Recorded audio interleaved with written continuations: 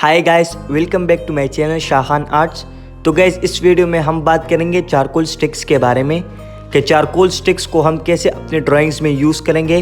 तो यहाँ पर water based natural charcoal sticks है मेरे पास, मुख्तलिफ साइज़ की है। ये मेरीज ब्रांड की है।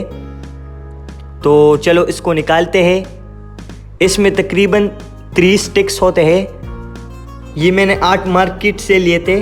तो ये अब आप देख लें, अमेज़ॉन पर भी मिलते हैं, दराज पर भी मिलते हैं। आप ऑनलाइन भी ऑर्डर कर सकते हैं या किसी आर्ट वर्क मटेरियल जो शॉप होता है उसमें भी आप बहुत ही इजीली अचीव कर सकते हैं। तो ये मुख्तलिफ साइज़ की है, कुछ छोटे हैं, कुछ नॉर्मल है, और ये जो है ये सबसे बड़ा है।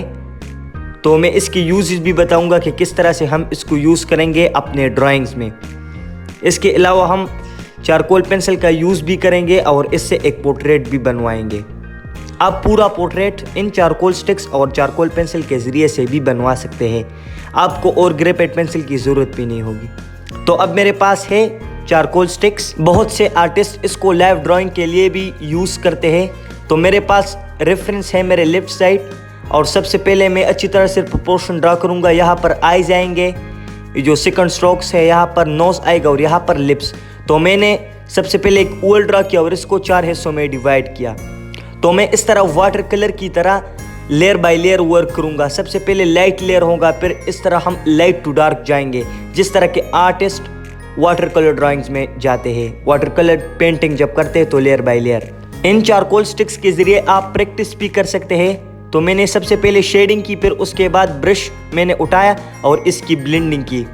तो जो पहला हमारा शेडिंग था वो बहुत ही लाइट था ब्लेंडिंग के बाद। तो अब मैं दूसरा लेयर चढ़ाऊँगा इसके ऊपर, और थोड़ी डार्कनेस जो होगी वो मैं ऐड कर दूंगा, और फिर इसकी मैं ब्लेंडिंग अच्छी तरह से कर दूंगा।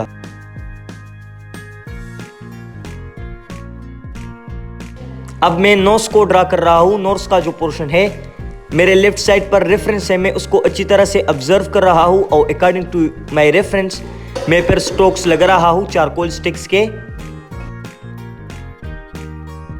चारकोल स्टिक्स की जो ब्लेंडिंग होती है ये बहुत ही इजीली होती है। तो इस तरह हम लेयर बाय लेयर वर्क करेंगे और लास्ट में हम चारकोल पेंसिल का यूज़ करेंगे। इस तरह मैं ब्लेंडिंग स्टम्प का यूज़ करूँगा और चारकोल पेंसिल को मैं थोड़ा और भी डार्क कर लूँगा। इस तरह से आप देख सकते हैं। तो सबसे पहले हमने 2 layer water basic natural charcoal sticks के लगाए।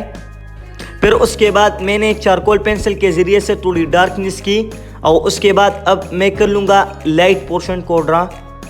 सो लाइट पोर्शन को ड्रा करने के लिए हम नीडेबल इरेजर का यूज़ करेंगे, और उसके साथ साथ ये जो इरेजर है इसको टॉम्बो मोनोज़ीरो इरेजर कहते हैं। तो इसका मैं यूज़ करूँगा।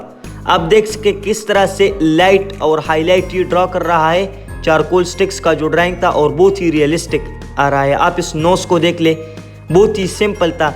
इसको ड्रॉ करने में तकरीबन मुझे 1 आवर लग गया, और कितना रियलिस्टिक पोर्ट्रेट बन गया है इसके ज़रिए से।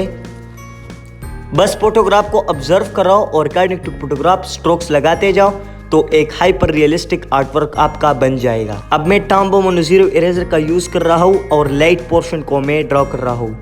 लाइट और हाईलाइट ड्रॉ करने से ही आपका ड्राइंग 3D और रियलिस्टिक आएगा। अब मैं हाईलाइट को ड्रॉ करने के लिए इलेक्ट्रिक इरेजर का यूज़ कर रहा हूँ। यहाँ पर इलेक्ट्रिक इरेजर क्या होता है, किस तरह से हम अपने ड्राइंग्स में यूज़ करेंगे, तो इस पर मैंने एक वीडियो भी बनाई है, आप वो भी चेक कर लें। आई होप कि बहुत ही हेल्पफुल होगी और आपको ज़्यादा इन्फॉर्मेशन देगी इलेक्ट्रिक इरेजर के लिए। तो गाइज़, ये बैटरी ऑपरेटेड इरेजर होता है जिसको हम हाईलाइट ड्रॉ करने के लिए यूज़ करते हैं। हाईलाइट को बनाने के लिए इसके अलावा आप जेल पेन का यूज़ भी कर सकते हैं। ये तो मैंने बस वैसे जल्दी से आर्टवर्क बनाया ताकि आपको मैं शो करूँ कि इसको हम किस तरह से इसके ज़रिए से हम एक पोर्ट्रेट ड्रॉ करेंगे चारकोल स्टिक्स का यूज़ करते। चारकोल स्टिक्स का यूज़ तो अब इसमें ख़त्म हो गया है। तो अब मैं चारकोल पेंसिल के ज़रिए से डिटेल्स ड्रॉ कर दूंगा। नोज़ में डिटेल्स,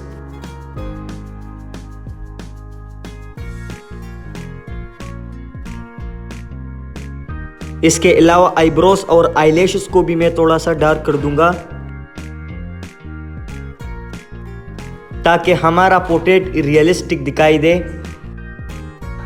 अब इसके अलावा फेस के जो आउटलाइंस है उसको भी मैं थोड़ा थोड़ा सा डार्क कर दूंगा ताकि आप आसानी से इसको देख सके। लेफ्ट साइड पर मैंने जो फोटो रखा हुआ है टोन ग्रे पेपर की जो स्ट्रेट माउथ है, इस पर जो गल है, तो इसका जो क्लच है अब वो मैं ड्रा कर दूंगा जिस तरह के हम लाइव ड्राइंग में ड्रा करते हैं क्लच को जिस तरह। तो अभी लाइटली और आर्टिस्टिकली मैं इस गल के जो क्लॉथ्स है रेफरेंस की तरह मैं उसको ड्रा कर दूंगा। तो अब आप देख सकते हैं कि किस तरह रियलिस्टिक पोर्ट्रेट हमने बना दिया चारकोल स्टिक्स के ज़रिए।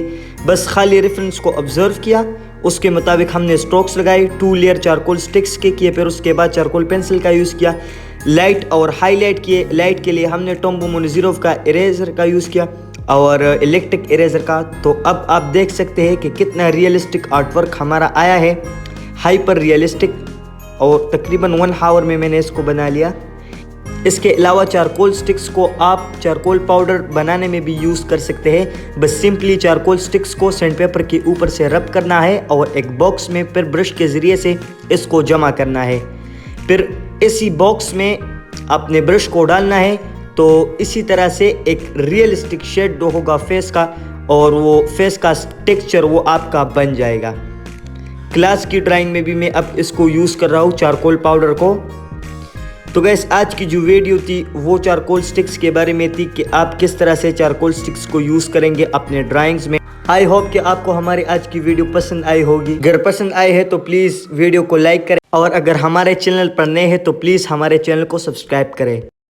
तो गाइस आज के लिए इतना ही काफ़ी था, मिलेंगे अगले वीडियो में। Thanks for watching.